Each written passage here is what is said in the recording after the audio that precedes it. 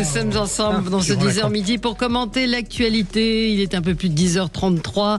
Avec nous pour commenter Philippe Coy, buraliste, vice-président de la CPME. Bonjour à vous. Bonjour Valérie, bonjour à tous. Les bars tabac sont à l'honneur cette semaine sur Sud Radio puisque Philippe David, vous le savez, tous les jours vous donne rendez-vous entre 19h et 20h pour évoquer les sujets de préoccupation des Français dans différents café, bar, tabac. Je prends ma petite feuille. Donc hier, on ne se lassera pas de parler du café des Trois Cocus à Toulouse, dans le Lot-et-Garonne. Ce soir, il est à Foulayronne, dans le Lot-et-Garonne. Il sera au Maryland pour parler ruralité, services et commerce de proximité. Et demain, il sera à Bordeaux, dans le café Le Saint-Germain. Et il est assisté de François-Louis Bourneau. Donc ne manquez pas ce rendez-vous canon. Et il boira peut-être des petits canons. Ouais. Jérôme Dubuc, vice-président de France-Israël. Bonjour. Jean-Christophe Gallien, politologue, conseiller en communication. Et Jean-Pierre Denis, bonjour, journaliste, écrivain. Et vous avez créé la lettre d'information théopolitique. On va revenir sur les municipales, sur cette campagne d'une violence, je trouve, jamais égalée. Ou alors peut-être que j'ai la mémoire courte, mais oui, peut-être. Non, on a vu pire. Hein. Oui, se faire traiter les gens de nazis au petit pied. Les têtes de cochon donc chez monsieur Estrosi, dont on ne sait pas très bien qui a commis cet acte. On va parler du périscolaire, de la protection de l'enfance, une crise qui n'en finit pas. On a beaucoup parlé de Betaram, mais visiblement le problème ne se résout pas. En ce moment, c'est à Paris qu'un scandale a éclaté avec des enseignants, enfin des assistants scolaires qui ont simplement été déplacés, recadrés, comme l'a dit la mairie de Paris. Et puis Patrick Sébastien visé par une enquête préliminaire. Je tiens à ce sujet, on va en reparler dans un instant. Et Gilles Gansman qui est resté avec nous pour le zapping d'autres sujets qui font aussi l'actualité. Alors on en parle beaucoup parce qu'évidemment il y a la guerre en Iran. Immobilier de luxe, compte en banque en Suisse, plus de 450 millions d'actifs. C'est la fortune du nouveau guide suprême iranien. Alors pendant que papa dirigeait le pays, le fiston s'enrichissait pendant que évidemment le peuple iranien n'avait pas les moyens de se nourrir et n'avait aucun centime en poche. Revue de détail de la fortune du nouveau guide suprême par France 2 hier dans le 20h. Un hôtel de luxe à Majorque, une station de ski autrichienne ou encore un Hilton à Francfort. Mais à qui appartient un tel patrimoine immobilier ? Derrière ces biens luxueux, il y aurait un propriétaire inattendu, Mojtaba Khamenei, le nouvel homme fort du pouvoir iranien. Dans les beaux quartiers parisiens, c'est un immeuble cossu. Les appartements ici valent plusieurs millions d'euros. Nous recherchons un mystérieux propriétaire qui aurait détenu ici au moins un appartement. Sur l'acte de propriété, nous avons trouvé un nom, Ali Ansari. Ali Ansari serait surtout le vrai titulaire des comptes de Mojtaba Khamenei, le nouveau chef iranien à la fortune colossale, estimée à plus de 100 milliards d'euros. Ali Ansari était un des relais financiers de Mojtaba, parce que le régime iranien étant sanctionné depuis 45 ans, il faut bien trouver des moyens pour contourner les sanctions, pour avoir des hommes de paille.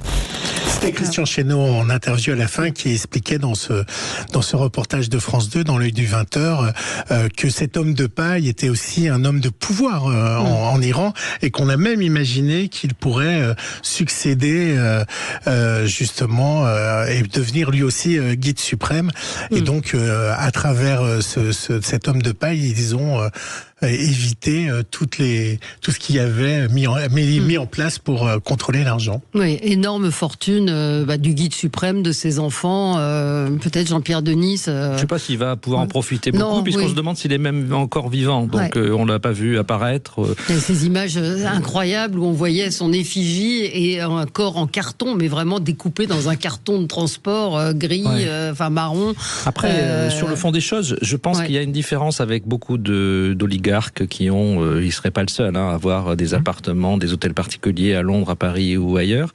Je pense que dans le cadre du régime iranien, c'est surtout un instrument c'est une pompe à finances en fait, tout ce système. Et ces logements, c'est la partie encore finalement la plus visible, la plus facile à repérer. Il y a énormément de paradis fiscaux, comme l'ont fait les confrères sur les actes de vente. C'est d'abord, on dit beaucoup que le pouvoir du guide suprême, il tient à la mainmise de l'économie en plus de sa mainmise du système politique, judiciaire et religieux. Mais est-ce que vous continuez d'aller dans ces Hilton? Mais je pense que je suis pas sûr qu'il y allait. Je pense que c'est des. Non, je parle pas de vous, je parle des clients. C'est-à-dire. C'est compliqué en réalité. Compliqué, parce que... Bon, ils avaient mis en coupe réglée l'économie, ça on sait, tout le monde le sait. Moi, ce qui m'intéresse, c'est le jour où on dévoilera les financements d'un certain nombre de partis politiques occidentaux venant de la part des mollahs. Voilà, ça m'intéresse beaucoup.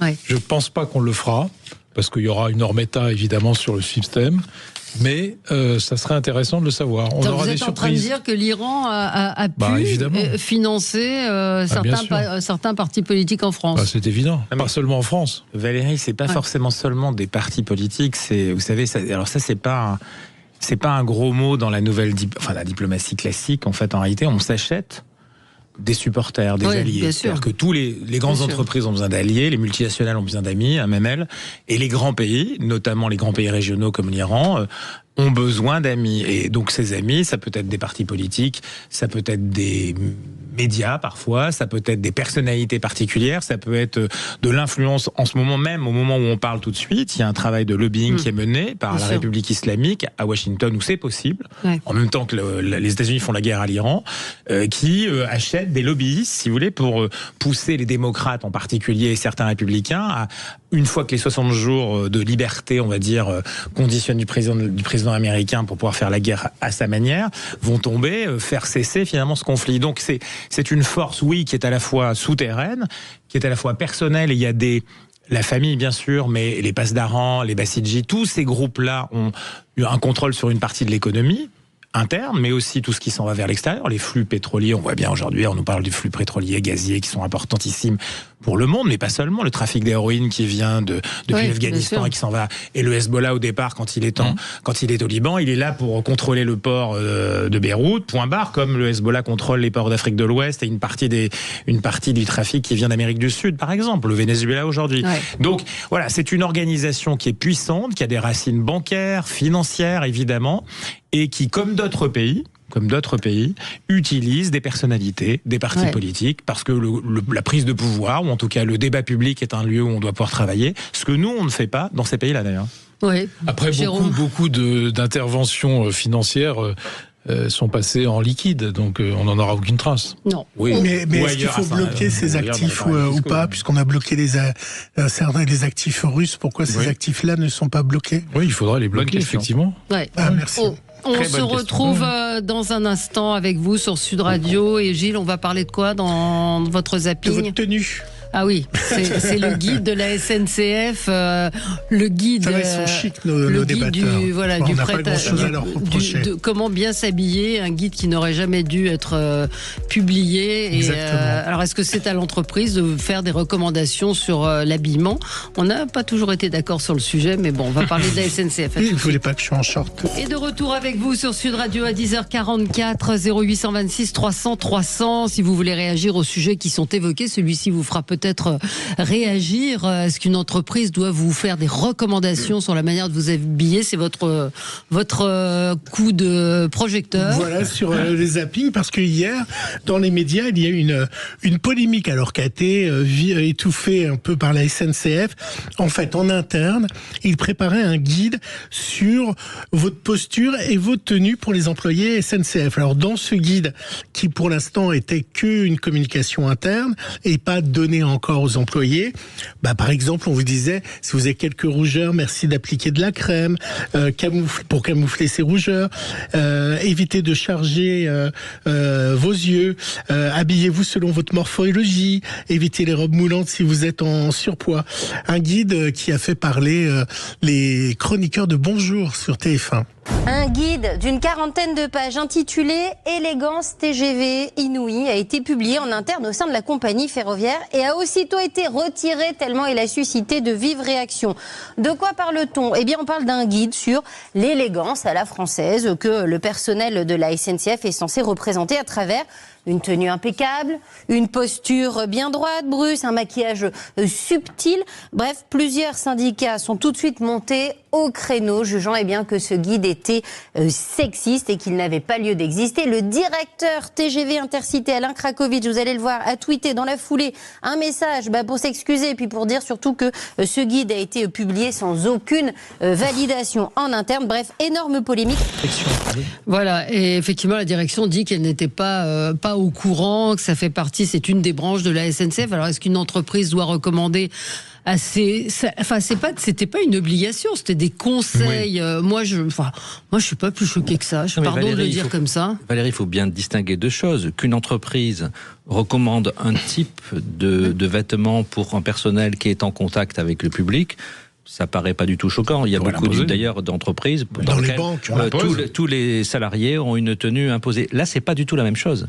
C'est un guide qui fait des remarques qui vont davantage dans les détails et d'une façon quand même assez inappropriée sur la façon de se maquiller, sur la morphologie, selon que les personnes sont plus ou moins grosses, etc. Donc ça rentre vraiment dans quelque chose qui est de l'ordre plutôt du stéréotype, pour le coup, en effet, plutôt que du... Vous voyez la distinction, c'est justement ça le problème, c'est que qu'il y ait un guide, oui, mais qui mélange tout et qui rentre dans ce genre de considération, non. Autrement, vous prenez l'avion, évidemment, les stewards, les hôtesses, ils ont une tenue, et les contrôleurs de la SNCF, ils ont une tenue, donc c'est pas ça le problème. Oui, alors on a Antonin qui voulait réagir. Bonjour Antonin. Bonjour Valérie, bonjour à tous. Vous aviez entendu parler de ce guide ?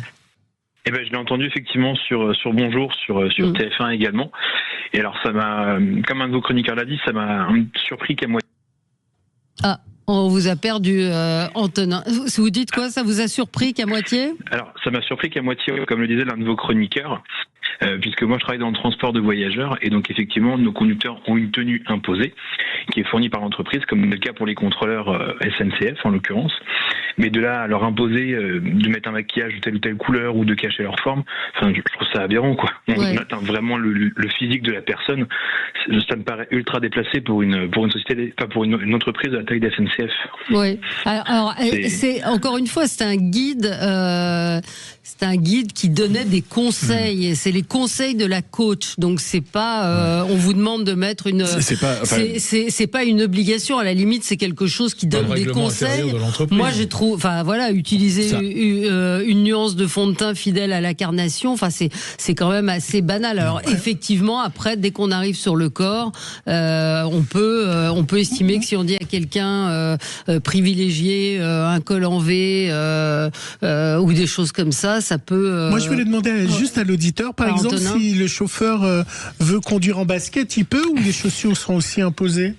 Ah non, nous les chaussures sont imposées, ce sont des chaussures donc confortables, ça fait des chaussures, alors pas forcément de sécurité, ça met des chaussures adaptées pour la conduite qu'on fait faire nous spécialement, mais effectivement ils n'ont pas le droit de venir avec n'importe quelle paire de chaussures, quoi. J'en ai vu un matin qui s'est pointé avec une paire de tongs, je l'ai renvoyé à la maison, quoi. Voilà. Et puis là c'est dangereux aussi pour la conduite. Non, mais c'est la base. C'est la base, oui. Antonin, merci en tout cas de votre appel.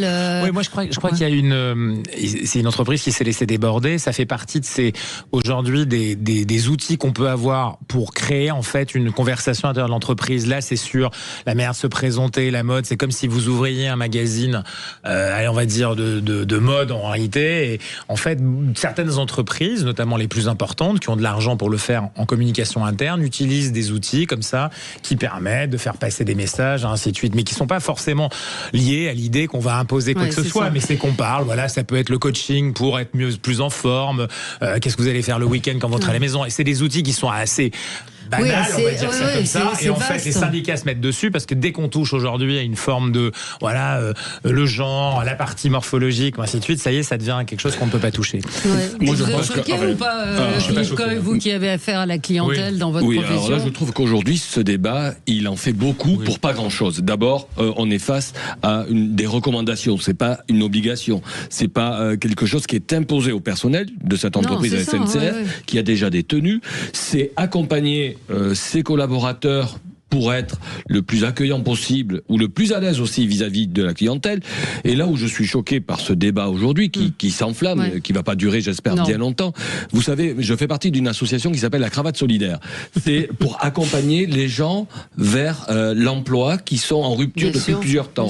On les accompagne dans leur coaching vestimentaire, de posture, justement pour aller au contact du chef d'entreprise quand ils déposent un CV, quand ils vont être en contact avec la clientèle. Donc, c'est pas anormal aujourd'hui d'accompagner, de conseiller et pas d'imposer à ses collaborateurs, quelle que soit l'entreprise. Dans ma petite entreprise, comme qui connaît la crise, mais dans toute entreprise aujourd'hui qui a un accueil avec un client, il y a besoin d'avoir un standard d'accueil. Parce qu'on est comme ça quand on est consommateur aussi. Donc, il ne faut pas qu'on soit choqué parce qu'on écrirait sur les réseaux sociaux, regardez dans quelle tenue sont les collaborateurs de telle ou telle entreprise. Comment sont vos serveuses alors mes serveuses, il n'y a pas de tenue obligée dans l'établissement, mais par contre, il y a, je dirais, un dress code de qualité pour que nos consommateurs, mes clients, soient accueillis dans des bonnes conditions. L'établissement... Donc si elle arrive en crop top, vous lui dites non ? Alors, pour le coup, elles peuvent arriver en crop top, mais que ça soit pas désobligeant ou vulgaire, parce que bien évidemment, là aussi, il y a le respect de la clientèle. J'accueille beaucoup de clients de tout âge. Non, il faut être sérieux dans un établissement comme le mien où il n'y a pas de tenue imposée, mais le respect d'abord de soi. Vis-à-vis du consommateur. Il y a une perte de notions. Nous, on a eu des stagiaires qui venaient, et c'est Sophie de Menton qui a repris un des jeunes stagiaires en lui disant « Tu ne viens pas travailler, tu ne viens pas dans une entreprise en short. » Quand Antonin nous dit un type qui est venu en tongs, enfin, qui va travailler en tongs ? Mais les auditeurs on perd les repères et on perd les codes aussi. Je crois que c'est un des reflets de la société où le lieu du travail n'est plus un lieu respecté. Alors, attendez, sur Facebook, Marie nous dit moi je suis d'accord avec Valérie, merci Marie. Alors, une femme habillée en surpoids de très près du corps, je suis désolée, c'est moche, le maquillage, elle dit un maquillage ultra marqué, c'est moche, je ne vois pas où est le problème. Amfauve me dit depuis que la gauche est arrivée, non là elle parle des Iraniens, donc c'est pas ça. Thomas me dit ce sont des conseils de bon sens. Les conseils vestimentaires des Iraniens, je m'en méfie. C'est peut-être pas ce qu'il faut retenir. Non, ce sont des conseils de bon sens. Vous me dit, je ne vois pas où est le problème lorsque on représente une entreprise. C'est bien d'être bien habillé. Avec les syndicats masculins de la SNCF vont finir en jupe, comme ceux de Rostar. La SNCF, on est tous d'accord, et dans vos établissements, etc. Le plus absolu. Il faut faire attention évidemment à la clientèle, au contact avec les clients, etc. En ce qui concerne la SNCF et chez vous aussi, dans notre entreprise aussi. Moi, j'ai eu des cas où on a dû faire en sorte que les gens aillent se rhabiller.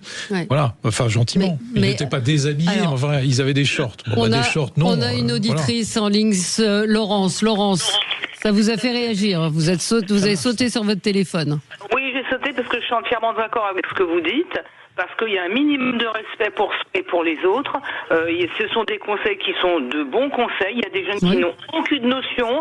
Moi, j'ai fait une demande pour avoir du personnel. Il arrive avec une crête iroquois, des piercings dans le nez. Non, moi, je suis pas d'accord. Il y a un minimum de respect, et les jeunes ne savent pas s'habiller, ne savent pas se maquiller. Quand vous avez des jeunes en leggings serrés, non, c'est moche. Moi, ça me plaît pas. Vous êtes dans quel secteur ? Moi, je suis dans la climatisation. Ah oui, d'accord. J'ai beaucoup de contacts avec la clientèle. Il y a un minimum de respect, de politesse et de tenue à avoir. Actuellement, les enfants sont rois, il n'y a pas d'éducation. L'éducation, on l'apprend en société. C'est le savoir-vivre et le savoir-être. Mais par exemple, ceux qui posent la climatisation, s'ils ont des tatouages, vous acceptez ? Si c'est caché, oui. J'accepte pas quelqu'un avec des piercings, avec une casquette, habillé en survêtement Adidas. Non. Mais s'il est super doué pour poser la climatisation, s'il est super, s'il les pose très vite. Oui, mais on l'embauche pas. Le problème, c'est qu'on l'embauche pas. Non, mais s'il est super, je lui explique que vis-à-vis de la clientèle, il y a des jeunes en clientèle, il y a des personnes âgées, ils sont choqués par des choses. Donc, on s'adapte avec les gens. On doit avoir une tenue à l'extérieur. Il rentre chez lui, il est à poil en slip avec des dreadlocks, c'est pas mon problème. Quand il vient au travail, il y a un minimum de tenue vis-à-vis des gens. Vous avez raison, parce que les employés, nos collaborateurs représentent, véhiculent l'image de notre entreprise, les valeurs de l'entreprise. Voilà, on doit laver les véhicules. Je sais pas. Moi, demain, j'arrive chez vous avec un mec qui a des dreadlocks, qui a une crête sur la tête, qui a des piercings, qui est tatoué de partout. Le camion, il est plein de merde. Eh ben, je suis désolée, vous n'avez pas envie de travailler avec moi, et c'est tout à fait logique. Madame a parfaitement raison. Merci. Mais en plus, si vous regardez le guide, c'est relativement banal, quoi. C'est des conseils, c'est pas. On vous demande. Je suis pas d'accord, Valérie. Je trouve qu'on mélange tout. Elle a raison, cette dame, qu'il y a une tenue professionnelle et que la tenue professionnelle n'est pas la même que la tenue privée. C'est vrai que les jeunes qui arrivent au lycée aujourd'hui peuvent y venir comme ils veulent, et c'est une liberté qu'ils ont aussi conquise, que les générations ont pu conquérir au fil des décennies, mais au prix de ne plus trop savoir comment on doit s'habiller et quelle est la différence entre la vie privée et la vie professionnelle. Donc vous êtes c'est vrai. Ouais. Mais non, mais c'est pas ce que dit ce document. Ce document, il rentre dans des détails physiques, subjectifs aussi. Et je pense que la tenue professionnelle, c'est quelque chose qui doit rester assez objectif.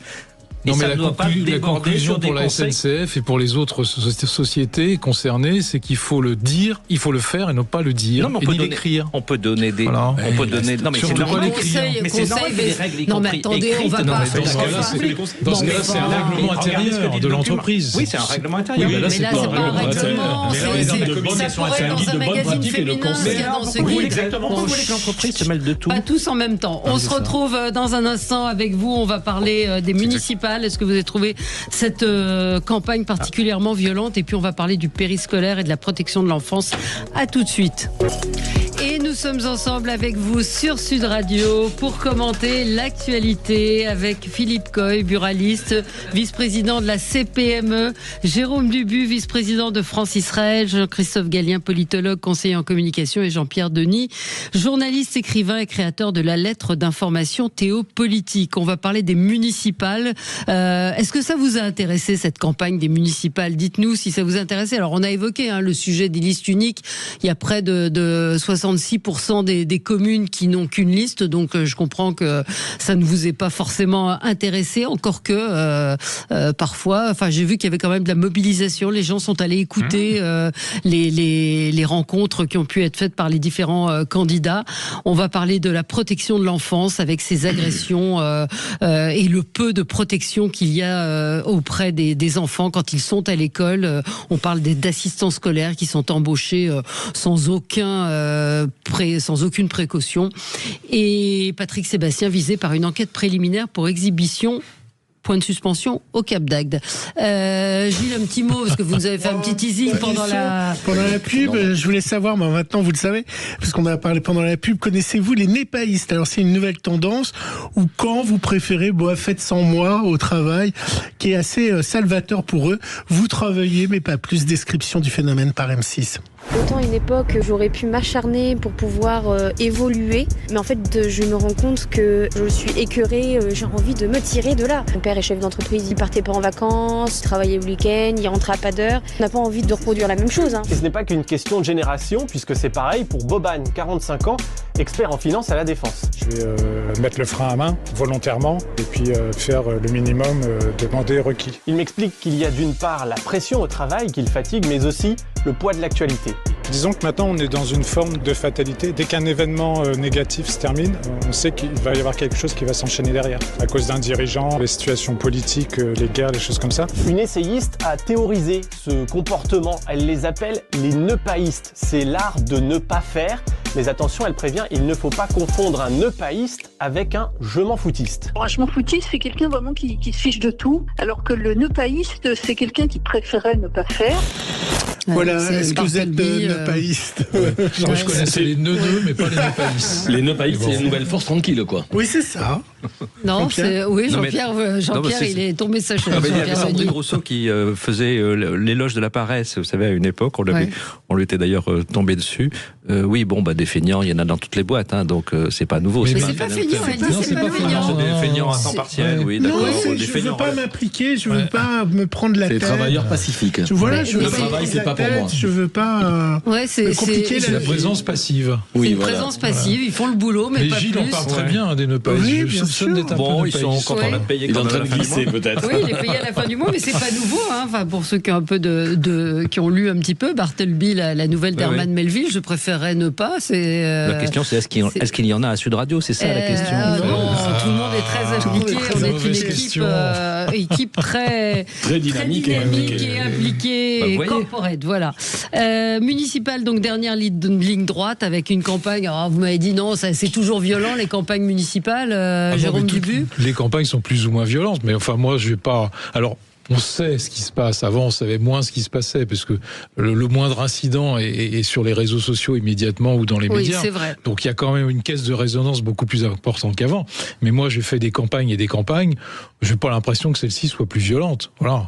Objectivement, j'ai pas l'impression qu'elle soit plus violente. Elle a peut-être un écho plus violent pour les auditeurs et pour les Français, car il est aussi très nationalisé.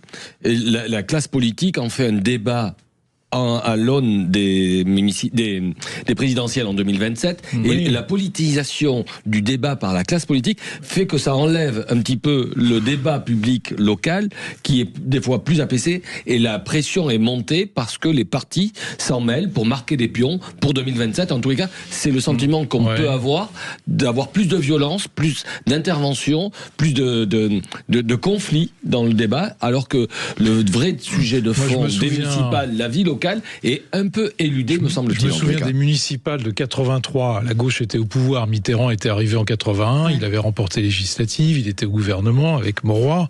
C'était les premières élections nationales après 81. La gauche était en difficulté. Ça a été d'une violence extrême. Il y avait quand même des policiers qui manifestaient sous les fenêtres de Badinter. Enfin, je vais pas dire qu'on avait vu ça encore. Mais entre candidats... Donc, si vous voulez, c'est municipal de 83. Moi, c'était ma première élection municipale où j'étais candidat. Ça m'a frappé. C'était d'une violence extrême. Très politisé pour le coup. Entre candidats, avec les insultes qu'on a pu entendre, vous qui êtes spécialiste en communication politique. Moi, je crois que ça correspond, Valérie, à surtout les mots, les attitudes, les comportements qui sont utilisés déjà à l'Assemblée nationale. Vous avez raison de dire, et en général dans les médias, c'est-à-dire que pour émerger aujourd'hui, dans le bruit permanent, et notamment cette pauvre campagne municipale qui devait être une grande campagne, elle a été frappée par une affaire terrible dans le pays, puis ensuite la guerre en Iran, et donc elle est dominée médiatiquement, et je veux dire en termes d'opinion publique, par ces affaires internationales. Et donc, effectivement, pour émerger encore davantage que d'habitude, il faut créer finalement un incident, du clash, et ainsi de suite, parce que sinon, ça ne marche pas. Et aussi, il y a une génération, là, ça concerne surtout des villes de taille importante, notamment, où il y a une génération de candidats ou d'élus qui, à travers la préparation de 2027, puisque cette élection municipale, elle est en fait un premier avant-tour des élections importantes et nationales, puisque les partis politiques, vous avez raison de le dire, en ont fait un premier test, si vous voulez, important, notamment LFI, avec le PS, mais aussi le RN avec le reste de la droite.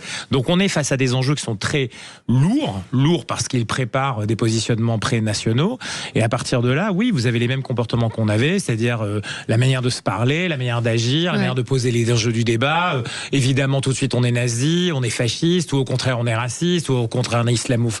Voilà. Et donc le national a infusé très largement le local. Et aujourd'hui, la séparation n'existe plus vraiment. C'est-à-dire que même dans les endroits où vous avez qu'une liste, et il y a des difficultés parfois parce que voilà, on ne sait plus faire la différence, la frontière entre ce qui est purement local et les compétences, mais aussi la manière de gérer en général d'habitude ces lieux, et le national qui est devenu une arène finalement permanente entre différents partis politiques qui, encore une fois, prépare l'après-Emmanuel Macron, c'est-à-dire ce qui a commencé déjà il y a quelques mois, pour 2027. Et donc c'est vrai que c'est difficile de s'y retrouver. Là où Jérôme a raison, c'est que il y avait des comportements physiques qui étaient plus importants parce qu'il y avait des vraies campagnes. Aujourd'hui, moi, ce qui me sidère, si vous voulez, c'est l'atonie de la campagne en réalité. C'est-à-dire qu'au-delà de ces mots, il n'y a rien qui se passe dans la rue physique. Il n'y a plus rien. Il n'y a plus de moyens, il n'y a plus de troupes, il n'y a plus de militants, il n'y a plus rien. Exactement. Ah, si, il y a LFI. Oui, exactement.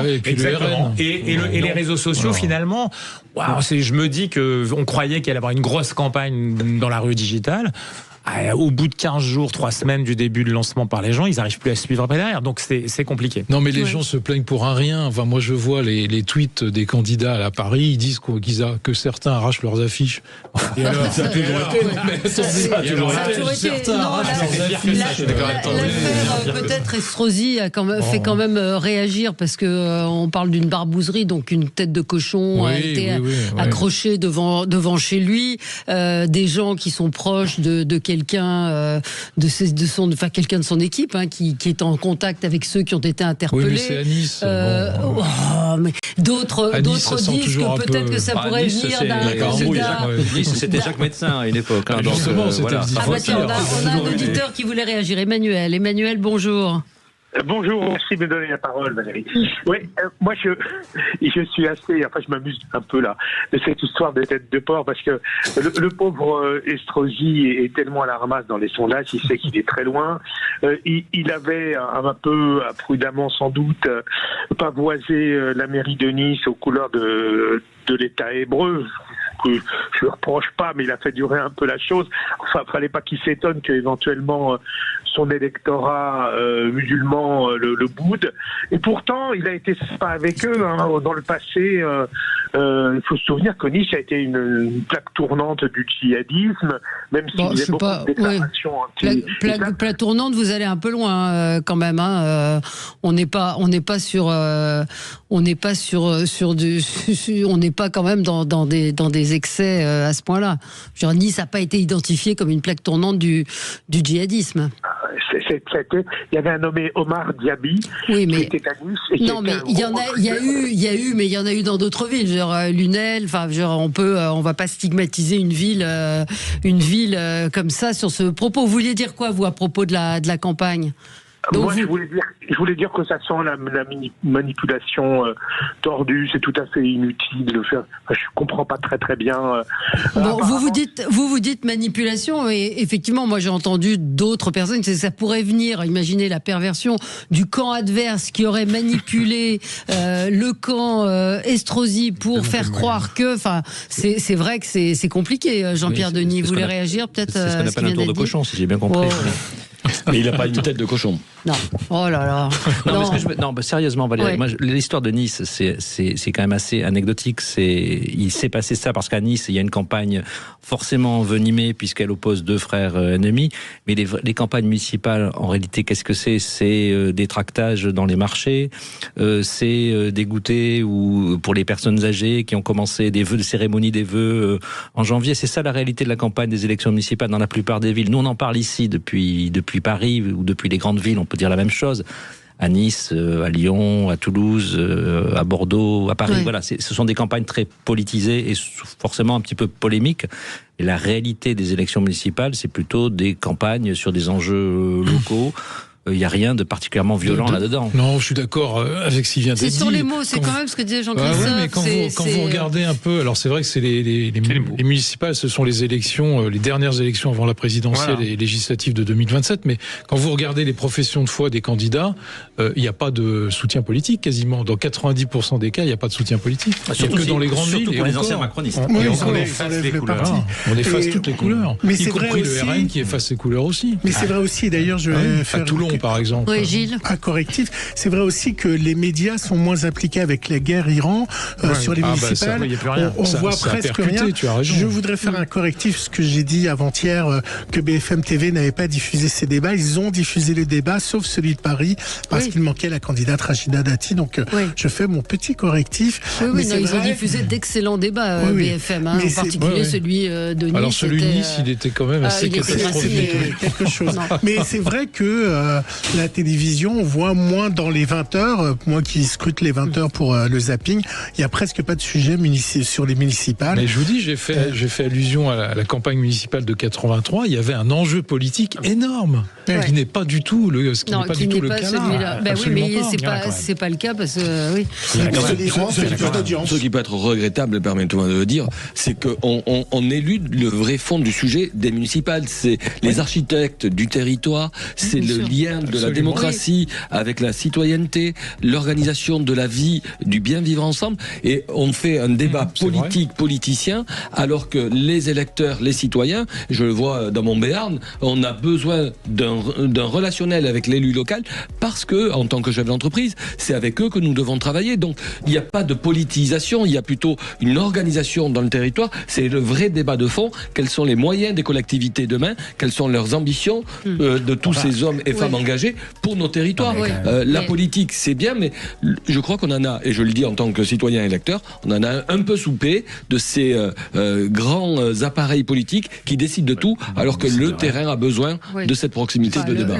Un auditeur, il me disait, le problème, c'est qu'être élu dans une petite commune a peu d'intérêt aujourd'hui, dans la mesure où il est noyé dans l'intercommunalité, très peu de marge de manœuvre financière, roule sous les normes et doit être aux ordres de la préfecture. Oui, mais il sera important au moment des signatures. Où il manque des candidats dans certaines communes. Absolument. On va y revenir. Non, on va pas y revenir. On va changer de sujet.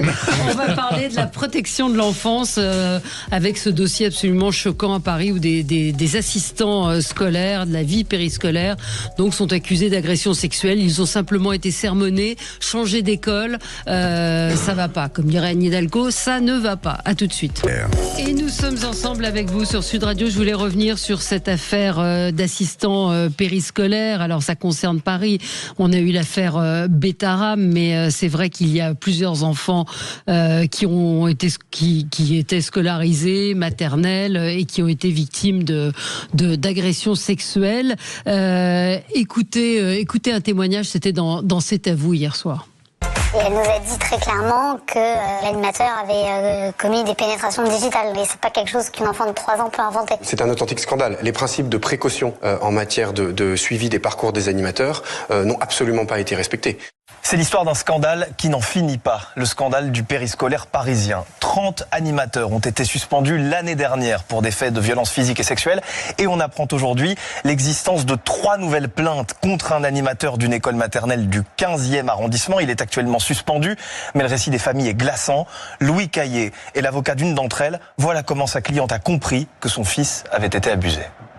Ma cliente a tout simplement demandé à son enfant de 3 ans, au moment de la douche, de lui rappeler les règles d'intimité qu'elle lui a toujours appris. Et ce qu'il a répondu, c'est que un tel lui avait fait mal aux fesses, puis il a détaillé ce qu'il lui avait fait, et ça correspond absolument à un viol sur enfant de 3 ans. Son fils a manifesté l'envie absolue de rester à la maison, en se mettant concrètement en transe à l'entrée des portes de l'école. Il a coché toutes les cases d'un enfant de cet âge qui a vécu des faits de viol et d'agression sexuelle. Voilà, donc s'il y a des faits avérés qui avaient été signalés, on a vu ce complément d'enquête avec Monsieur Bloch qui était absolument lamentable.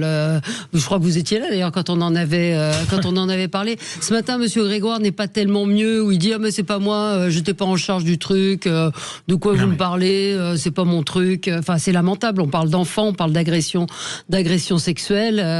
Je ne comprends pas.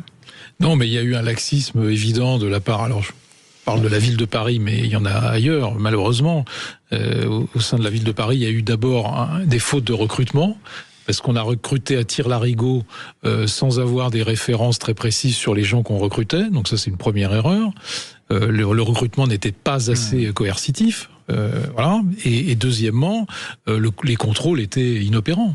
Totalement inopérant et inexistant, j'allais dire inexistant. Monsieur Grégoire a dit je ne suis plus à la mairie depuis plus de 2 ans, je ne suis plus en charge, je n'ai jamais été en charge de ce sujet. Enfin, il était premier adjoint, si je ne m'abuse. D'abord, il a été premier adjoint, il était là depuis longtemps, il a été chef de cabinet de Delanoë. Alors, c'était pas sous Delanoë, mais enfin bref, c'était la même équipe. Mais ce sont des faits qui existent depuis... le courage en politique, ça, il a pas l'air de très bien connaître. Ce sont des faits qui existent depuis très longtemps, Jean-Pierre Denis. Moi, j'ai déjà vu ce film, malheureusement. Je l'ai déjà vu depuis 25 ans. J'ai déjà vu ce film dans l'Église catholique. Donc c'est exactement les mêmes phénomènes. Vous commenciez par la réaction de Monsieur Grégoire. C'est pas moi, j'étais pas là. Ça, c'est vraiment un grand classique. C'est vrai, il n'était pas là, c'est pas moi, mais enfin, il a quand même exercé des responsabilités. Il était premier adjoint. C'est un scandale qui vient de très loin, parce que le périscolaire, de toute façon, est hors de contrôle depuis longtemps. On a développé ce périscolaire, alors là, c'est au fil des dernières décennies, et il y a une différence énorme entre le concours de recrutement des enseignants et ce qui se passe dès que l'enseignant quitte sa classe à la fin des cours, et que les enfants sont sous la responsabilité d'animateurs. En réalité, il y a une différence de procédure de recrutement qui est juste... sidérante, et ça fait des années que les enseignants le savent et le disent. Alors on dit c'est du corporatisme, ils sont jaloux parce que c'est plus compliqué. Non, c'est une vraie réalité. Autre chose, c'est que pour qu'une institution change, c'est pour ça que je dis j'ai déjà vu ce film, bien sûr, pour qu'une institution change, il faut que le scandale éclate. Sinon ça n'évolue jamais. Mais même quand le scandale éclate. Mais quand le scandale éclate, il faut encore beaucoup de temps pour que le système change, pour que ceux qui disent qu'ils ont compris, en fait, agissent. Moi, je vois ça dans l'Église catholique depuis 25 ans. Donc ça ne va pas se régler en un seul mandat. Malheureusement, il faut le savoir, c'est des affaires qui prennent énormément de temps pour que les mesures appropriées soient prises. Ça ne se compte pas en années, ça se compte malheureusement en décennies. Je ne dis pas ça, ça ne me réjouit pas spécialement, vous vous en doutez, mais moi je croyais au début que on croit toujours au début que ce sont quelques cas, quelques moutons noirs. Puis après on comprend qu'en fait c'est un système. Il faut changer, système de recrutement, système d'enquête, système de vérification, écoute des victimes. Tout ça, c'est connu et ça sera long pour l'éducation nationale, pour les écoles, malheureusement aussi. Ça ne va pas se régler tout de suite. Alors, juste une réaction d'une auditrice qui me dit il n'y a pas d'obligation de consulter un fichier spécial, le fichier des délinquants sexuels où figurent les peines minimes concernant les abus. Ça devrait être obligatoire pour tous les métiers auprès des enfants. Le casier judiciaire basique ne suffit pas. Donc, c'est effectivement le casier, c'est les infractions sexuelles. Et puis elle dit il faudrait jamais un seul adulte avec un ou des mineurs. Mais quand on voit la pénurie d'assistants scolaires, c'est compliqué. C'est un très bon exemple. Aujourd'hui, normalement, c'est impensable qu'un prêtre soit seul avec des enfants, ou en particulier avec un enfant, dans le cadre d'un cours de catéchisme. Bon, ce sont des mesures qui ont été prises. Et si ce n'est pas le cas, c'est suspect. C'est les mêmes mesures en réalité. Parce que les professions qui sont en contact avec des enfants attirent nécessairement des gens qui sont attirés, qui ont des tendances pédophiles. Donc, c'est pas juste une question de casier judiciaire, c'est aussi une question de procédure. Mais disons que la seule chose positive, et moi je pense évidemment aux familles pour lesquelles c'est épouvantable d'avoir des actes pareils, la seule chose positive, c'est que c'est révélé beaucoup plus vite qu'avant. C'est-à-dire que quand c'est révélé, on peut traiter le sujet. Alors ça demande du temps, etc. J'ai eu des exemples très, très concrets du fait que ça demandait beaucoup de temps. C'était des professeurs. Parce que mon frère dirigeait une école catholique. Il a eu affaire à des professeurs, professeurs pédophiles révélés et avec des témoignages. Ce professeur, tenez-vous bien, a été couvert par sa tutelle pendant des années. Et lorsque c'était plus possible, avec des faits avérés, on l'a pas mis dehors. On l'a déplacé dans une autre école où il pouvait continuer. Voilà. Bon. Je crois qu'il y a quand même une différence. Alors, je ne veux pas absoudre l'Église catholique. Je pense qu'il y a quand même... Là, on parle d'un bien commun. On est dans l'école publique, et en l'occurrence à Paris. Il y a des responsabilités, des gens qui sont élus, qui, eux, considèrent qu'ils ne sont pas responsables. Il y a des gens qui gèrent les écoles, en l'occurrence primaires de la ville de Paris, qui dépendent aussi des mairies d'arrondissement, et qui organisent ce temps périscolaire, qui le surveillent, qui le regardent avec des remontées permanentes.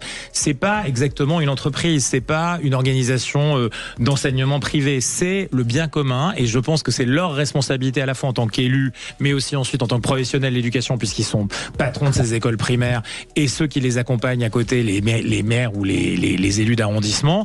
Je veux dire, ils le savent, on peut pas attendre des années, ça peut pas prendre des années pour régler ces problèmes-là. Les gens sont pris la main dans le sac, c'est malheureusement le cas de le dire. Il y a une répétition démultipliée, il y a un système qui attire, vous avez raison de le dire, il y a un système qui ne dit plus rien et qui ne fait plus rien. Ça n'est pas acceptable, c'est même un enjeu des municipales. Quand monsieur Grégoire dit moi je savais pas, ou je suis pas responsable et tout, ça n'est pas digne. Non. De quelqu'un qui veut être maire de la plus grande ville, la capitale de ce pays. Et moi, je pense qu'il y a un vrai sujet, qui n'est pas simplement un sujet, encore une fois, ça nous appartient à tous. Et ceux qui ont eu des enfants à la ville de Paris, dans les écoles de la ville de Paris, pensaient pas que ça pouvait arriver. Et ça peut arriver partout, dans tous les arrondissements. Philippe Coy. Non, je pense que ce qui est lamentable derrière, c'est que quand ces faits sont révélés, et ce qui est notable aujourd'hui, ils sont révélés de plus en plus vite grâce aux réseaux sociaux, la parole qui se libère, et ça, on peut le saluer. Derrière des faits très graves pour des enfants, pour des familles, Moi, ce que je trouve anormal, c'est qu'on ne prenne pas des sanctions immédiates. Alors, bien évidemment, il y a la présomption d'innocence tant qu'il n'y a pas mais en tous les cas, administrativement, l'éducation nationale, qu'elle soit publique, privée, peu importe, les lieux d'établissement doivent prendre des mesures conservatoires pour protéger les enfants. On ne peut pas juste déplacer, on déplace le problème. Aujourd'hui, on ne peut plus refuser la réalité. Il faut sanctionner et protéger surtout chacun de nos enfants. Non, mais vous avez parfaitement raison. On va se retrouver dans un instant. Marlène Schiappa interpelle Emmanuel Grégoire et lui dit c'est un homonyme ou un hologramme qui était premier adjoint responsable de la transformation des politiques publiques, responsable des relations avec les maires d'arrondissement et responsable des ressources humaines. Et effectivement, il se défausse. On se retrouve dans un instant avec vos coups de cœur, vos coups de gueule. On parlera de Patrick Sébastien également. On va revenir à vos coups de cœur et vos coups de gueule, mais je voulais qu'on évoque quand même le cas de Patrick Sébastien, donc visé par une enquête pour exhibition sexuelle lors d'un concert. Alors c'est une plainte qui a été déposée par l'association féministe Nous Toutes, et j'avoue que je suis un petit peu sceptique sur cette plainte. Donc ça se passait au Cap d'Agde. C'était donc le Cap d'Agde. C'est un endroit naturiste. C'était dans un concert privé. Le Cap d'Agde n'est pas que naturiste. Je le dis pour les auditeurs. C'est vrai. Il y a quand même, comme on dit, il y a les textiles et les non textiles. Tout le Cap d'Agde n'est pas non textile, même s'ils sont très nombreux. C'est vrai on a affaire à un expert là. Non, je me disais que quelqu'un pourrait. Quand on dit Cap d'Agde, c'est souvent associé au naturisme. En tout cas, temple du libertinage, nous dit l'AFP. Et donc. Je me dis que ces associations, alors je me revendique comme féministe, mais je me dis que ces associations féministes, elles étaient où le 7 octobre? Elles étaient où quand Claire Girolami a été violée? Géronimi, pardon, a été violée. Enfin, je veux dire, on a un type qui fait un spectacle, qui nous a montré, nous, quand il est venu, les photos des gens dans la salle qui sont tous à moitié à poil. Alors on dit oui, mais il y avait des enfants. Enfin, les parents qui emmènent des enfants voir un spectacle où il y a ce type de chansons qui... Voilà. Je veux dire, Patrick Sébastien, c'est pas Ronsard. Voilà, donc on sait ce qu'on fait quand on va au Cap d'Agde, dans un camping naturiste. Donc voilà, je trouve cette plainte assez choquante. Lui a dit avec un peu d'humour, c'est moi qui devrais porter plainte parce que il n'a rien provoqué en tant que tel. Je sais pas ce que vous en pensez. On aime ou on n'aime pas, ça vous laisse de marbre. Je suis la seule. Ça nous laisse en bois en tous les cas. Oui, pardon.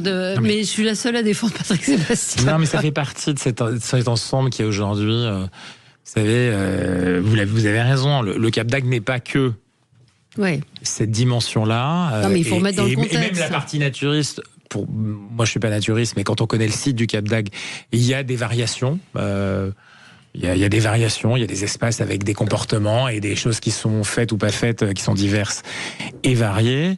Et donc je crois que oui, il y a l'affaire de notre ami Patrick Sébastien, c'est que comment on peut aujourd'hui avoir une forme de liberté, en tout cas, là aussi dans la manière d'exprimer, peut-être la manière de se comporter sur scène ou ainsi de, voilà.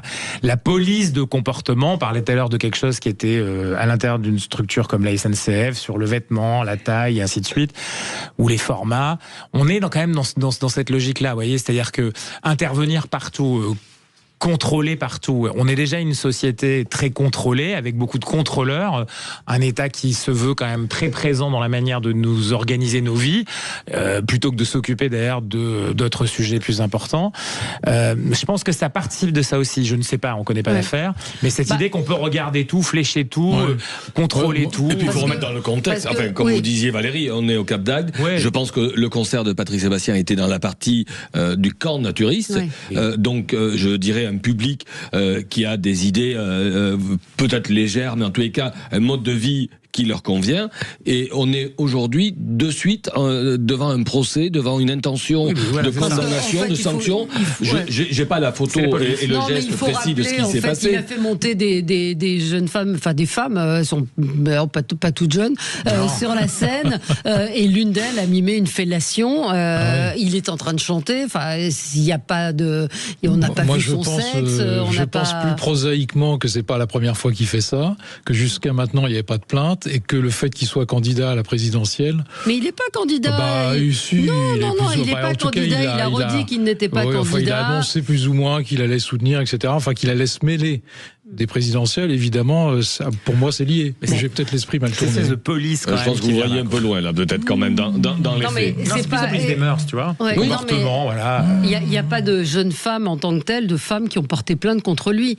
Là, c'est une association féministe qui porte plainte pour exhibition sexuelle. Maintenant, c'est sûrement pas la première fois que ça se produit avec Patrick Sébastien. Parce qu'en fait, il y a un complément d'enquête qui lui est consacré, je pense que dans le cadre de exhibition sexuelle, camp naturiste au Québec, il faut oser poser la plainte quand même. Pourquoi ça arrive maintenant avec lui? C'est quand même pas anodin, à mon avis, mais bon. Et voilà, les auditeurs, Martine nous dit les féministes, on les entend pas quand il faudrait. Marie nous dit c'est un coup monté contre Patrick Sébastien. Voilà, bref. On passe à vos coups de cœur, vos coups de gueule. Jérôme, coup de gueule sur une arnaque à la carte grise. Oui. Alors c'est la Cour des comptes qui va révéler ça aujourd'hui, mais c'est sorti dans la presse, dans le Figaro d'hier, je crois, ou de ce matin, enfin bref, peu importe. En fait, la Cour des comptes a fait une enquête très précise sur ces fraudes à la carte grise, et on découvre que ça prend une ampleur invraisemblable. C'est-à-dire qu'il y aurait à peu près entre 700 et 1 milliard de taxes qui n'ont pas été payées pour des cartes grises. Et on découvre un système de fausses cartes grises qui a pris une ampleur considérable depuis que la carte grise, enfin la demande de carte grise est dématérialisée depuis 2017, parce qu'il n'y a plus de guichet, il n'y a plus de contrôle de l'État.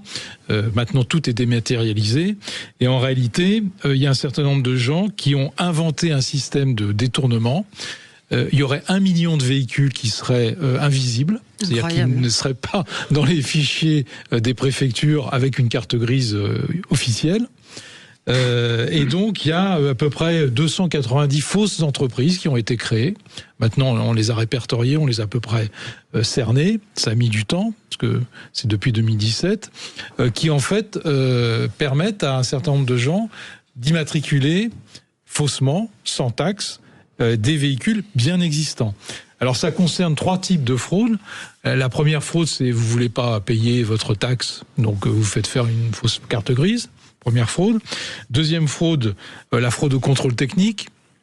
Vous avez des véhicules qui sont plus en état de rouler, donc vous pouvez plus avoir de carte grise. Mais là, vous avez votre carte grise sans contrôle technique en biaisant le système. Et puis le troisième type de fraude, c'est les véhicules volés. Les véhicules volés, ils sont répertoriés, évidemment, ils ont une carte grise, vous changez la carte grise et vous contournez aussi le système et le véhicule revient sur le marché et roule alors qu'il a été volé.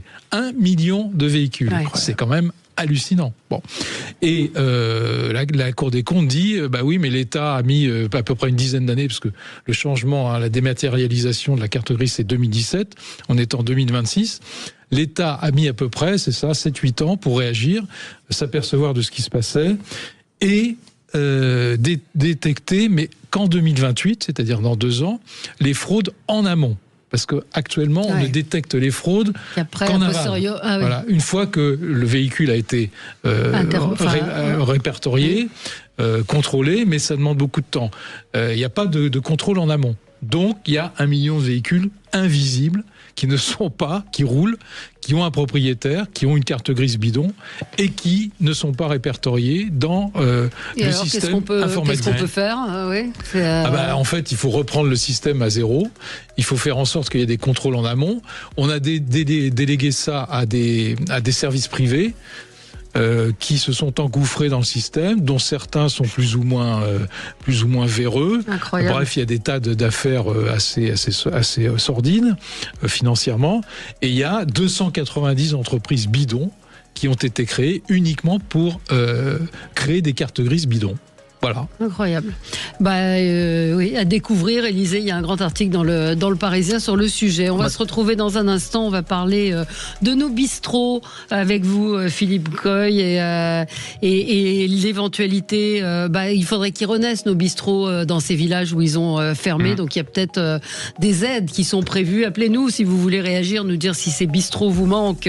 On en parle avec vous dans un instant sur Sud Radio. À tout de suite. Et nous sommes ensemble avec vous sur Sud Radio, 11h46, avec Philippe Coy, Jérôme Dubus, Jean-Christophe Gallien et Jean-Pierre Denis. Alors Philippe, hommage à nos bistrots, vous êtes buraliste. Philippe David nous écoute, lui qui va devenir un spécialiste des bistrots. Il sera, je vous le rappelle, ce soir à Foulayronnes dans le Lot-et-Garonne, au Maryland. Allez à sa rencontre. Sud Radio tous les soirs à 19h est avec vous. Donc, plaidoyer pour les bistrots. Mon coup de Philippe cœur, Coy. Valérie, aujourd'hui, c'est pour ce premier réseau social historique, physique, que sont les bistrots de France. Bistrots dans nos villages, dans nos quartiers. Et bien évidemment, avec une amertume, puisqu'ils étaient au début du siècle 500 000 et on en dénombre malheureusement plus que 40 000 aujourd'hui sur l'ensemble du territoire.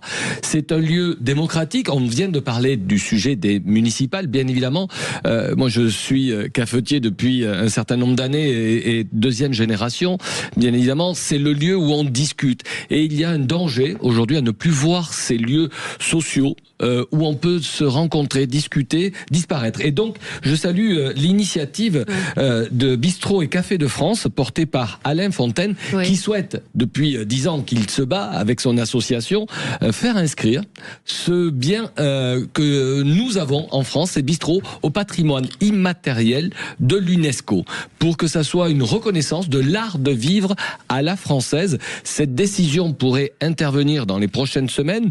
Ça sera arbitré par le ministère de la Culture pour savoir si le ministère de la Culture français va porter auprès de l'UNESCO en 2027 cette inscription au patrimoine immatériel pour sauver nos cafés, nos bistrots, notre art de vivre à la française. C'était un petit coup de cœur et si vous me permettez, Valérie, je vais faire un joli coup de cœur à un ami qui prend aujourd'hui sa retraite au bout de 45 ans de vie de cafetier. C'est sur la commune d'Orthez dans les Pyrénées-Atlantiques où on nous écoute bien évidemment. C'est chez Lamiche. Fabrice Lamorin va prendre ce soir sa retraite après 45 ans de bons et loyaux services. 3e génération chez Lamiche. Ça fait 90 ans qu'on sert des cafés et qu'on discute. Et ça va continuer ou pas? Et ça va continuer. Mardi, il y a fort heureusement un repreneur. Nous voilà rassurés pour la ville d'Orthez. Mais ce qui est bien dans la proposition qui est faite, c'est aussi d'aider, que les communes aident les bistrots à renaître dans les villages. C'est tout l'objet de l'inscription au patrimoine. C'est bien évidemment pour, je dirais, sanctuariser cette histoire qui est la nôtre, celle du bar tabac à la française, du bar, du bistrot où on dialogue. C'est bien évidemment derrière avoir des soutiens financiers par les collectivités, mais également par l'UNESCO pour lever des fonds, aider à l'installation. Et je sais que les organisations professionnelles comme l'UIMIH ou le GHR accompagnent les collectivités pour redonner du sens à ces lieux de vie, accompagner des gérants. Là aussi, c'est le premier lien qu'on peut avoir dans un territoire avec sa population. Mais vous venez de parler de ceux qui ont disparu massivement au fil du dernier siècle, mais il y a aussi beaucoup de communes, on a parlé des élections municipales, qui soutiennent la réouverture d'un lieu dans une ville qui va se faire à la fois dans un village, épicerie, petit resto, le multiple service, vous avez raison.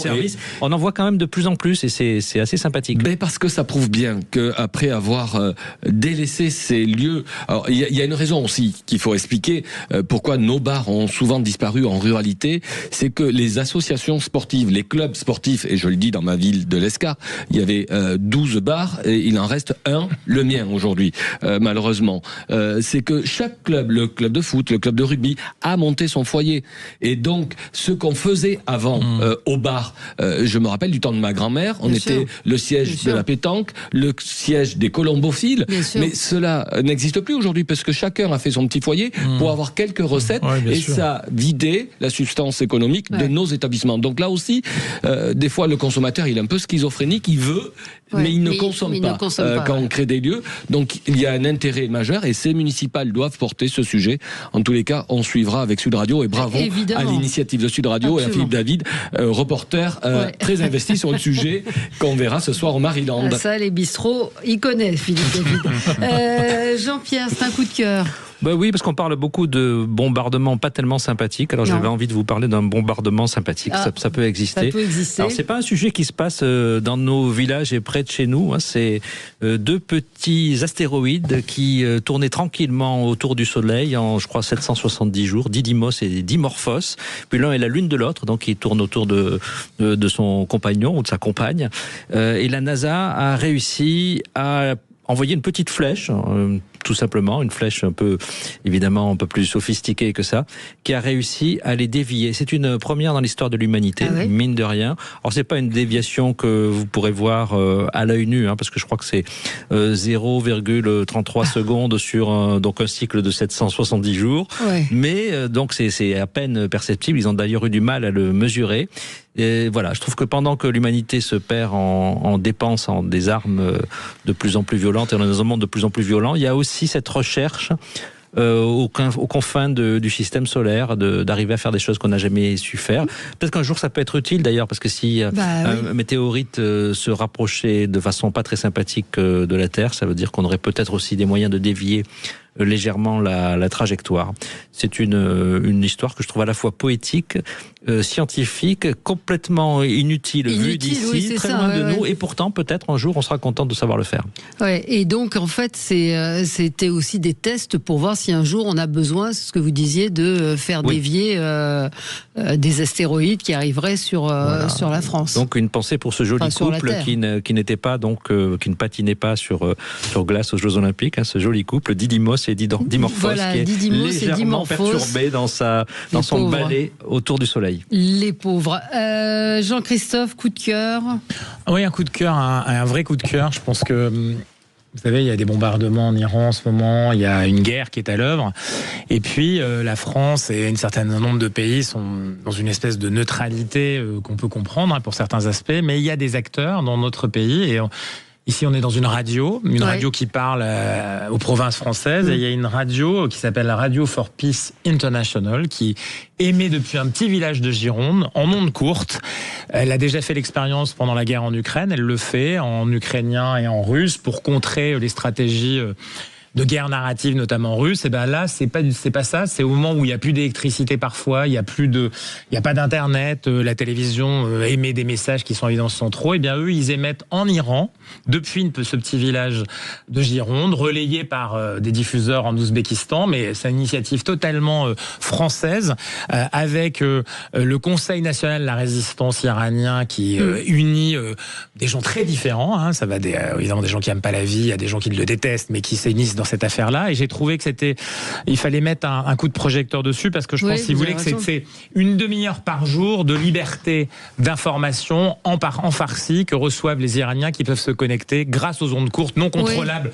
Et c'est le miracle de la radio. Dans une radio, il faut quand même le dire, les radios à travers la planète, notamment en courte, voire en ondes moyennes, sont des instruments de liberté d'opinion. Et là, je voulais inciter les Français, en tout cas ceux qui nous écoutent, parce que cette initiative a besoin aussi, pour continuer à émettre, 30 minutes par jour, 30 minutes de liberté d'opinion, c'est pas rien dans ce pays. Et c'est depuis notre petit pays et depuis la Gironde que ça se fait. Voilà, ça s'appelle Radio for Peace International. Et on peut les aider en les contactant directement, parce que voilà, c'est un message important qui est diffusé aux Iraniens une demi-heure par jour.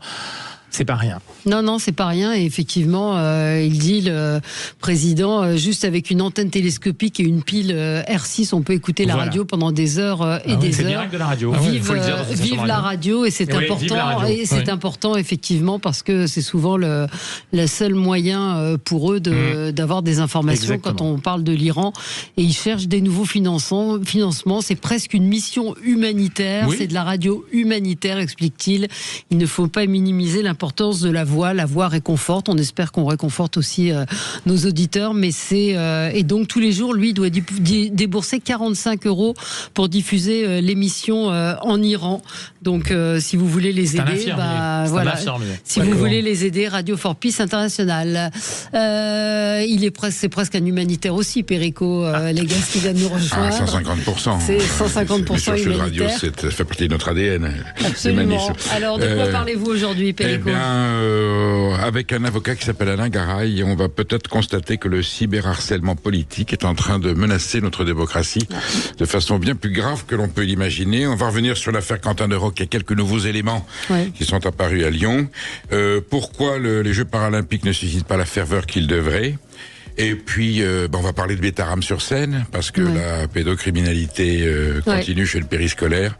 Et on va s'étonner de l'ampleur que ça a pris dans l'insouciance des autorités municipales. Absolument. Voilà le menu du jour. Eh bien, on va vous écouter avec beaucoup d'attention, à suivre donc Perico Légas. Et nous retrouverons demain. Très bonne journée sur Sud Radio. À demain.